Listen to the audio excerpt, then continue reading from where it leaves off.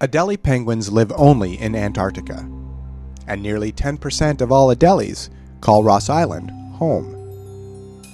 There are 3 main penguin colonies on Ross Island, but it is tiny Beaufort Island that has the fastest growing penguin city in the southern Ross Sea. Not long ago, this colony was much smaller because it was hemmed in by snow and ice.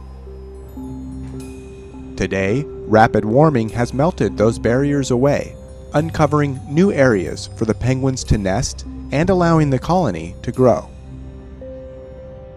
Dr. David Ainley and his team have been studying the Beaufort Island population. He sees this colony as a perfect example of a population affected positively by climate change. What he didn't expect to find were secrets into both the penguins and the island's past. This flat area, which is the ideal nesting habitat, is totally covered with penguins. Retreating snowfields have exposed evidence that this is not the first time the Beaufort Island colony has had to cope with environmental change. You can see in this bank, layers of guano with the little nest stones. Here's the layer of the present occupation of penguins.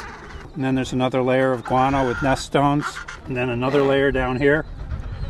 So each of these layers represents the period when this colony was occupied by the penguins, and then possibly a period when there weren't any penguins. David spots something. Gently, he removes a fossil from the bottommost layer of guano and nest stones. A piece of penguin bone. This bone is thousands of years old. Don't know how many thousands.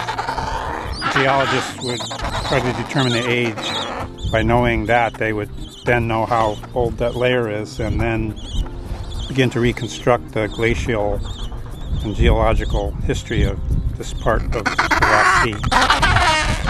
By analyzing these layers and the layers between the periods when the island was occupied by penguins, David can clearly see that penguins have had to cope with climate change in the past. Whether they can cope with the rapid and dramatic changes brought on by global warming remains to be seen.